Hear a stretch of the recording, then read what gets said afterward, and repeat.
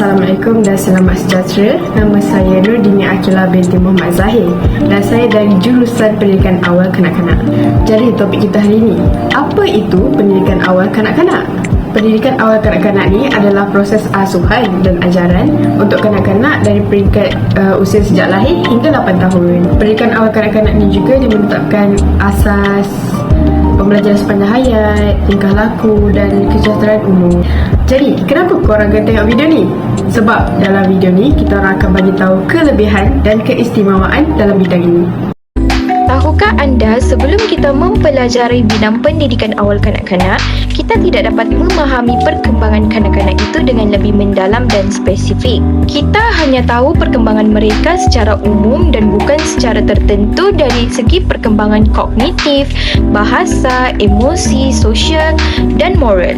Justeru, apabila kita mempelajari bidang pendidikan awal kanak-kanak, kita dapat belajar tentang tonggak perkembangan seseorang kanak-kanak yang membolehkan kita mengetahui dan memahami semua perkembangan penting kanak-kanak dari lahir hingga umur 5 hingga 6 tahun. Ini adalah tahun-tahun perkembangan penting di mana kanak-kanak mempelajari semua yang mereka perlukan, daripada kemahiran motor kasar dan halus hingga bercakap dalam ayat penuh. Oleh itu, terdapat beberapa sebab mengapa kita perlu mengambil kos pendidikan awal kanak-kanak ini di peringkat universiti. Antaranya ialah kita akan mendapat banyak pengetahuan serta kepentingan daripada proses perkembangan kanak-kanak itu. Selain itu, banyak kelebihan yang akan kita perolehi apabila belajar kos pendidikan awal kanak-kanak ini, dan akhir sekali peluang pekerjaannya juga begitu meluas di luar sana. Beralih kepada isi satu, iaitu kepentingan mempelajari bidang pendidikan awal kanak-kanak.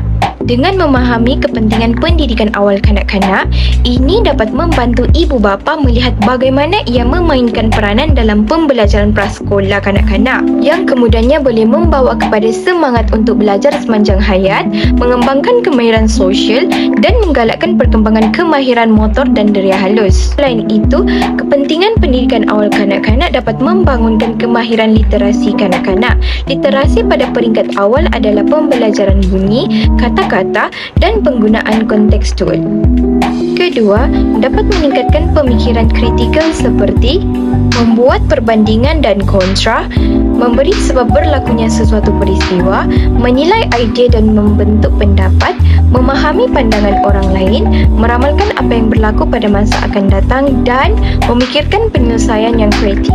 Ketiga pula, dapat memupuk keyakinan diri kanak-kanak dan harga diri, meningkatkan daya tahan diri dan meningkatkan perkembangan otak mereka. Keempat, pendidikan awal kanak-kanak juga dapat meningkatkan interaksi sosial. Kelima pula, dapat mengembangkan skill komunikasi dan kognitif kanak-kanak. Dan yang keenam, pendidikan awal kanak-kanak juga dapat menambah baik skill motor seseorang kanak-kanak. Berikut adalah beberapa kepentingan pendidikan awal kanak-kanak yang perlu kita ketahui.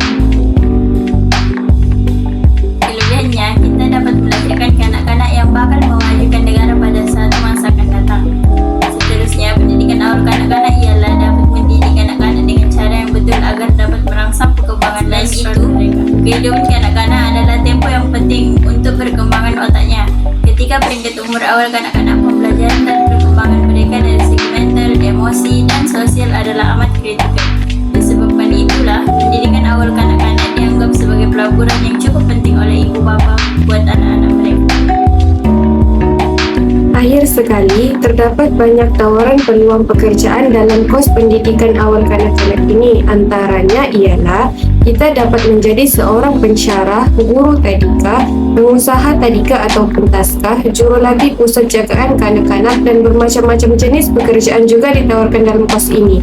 Bahkan menariknya lagi, semakin ramai orang yang tertarik untuk mengambil kos pendidikan awal kanak-kanak ini. Sebenarnya kanak-kanak adalah pewaris bangsa, maka untuk mendidik mereka perlulah teknik yang efektif serta berkesan. Pendidikan awal kanak-kanak juga merangkumi berbagai aspek serta kebolehan mereka untuk masa akan datang. Proses ini tidak seharusnya terus-menerus berkembang, tetapi ada kalanya maju ke hadapan dan ada kalanya juga menyusut perkembangan kognitif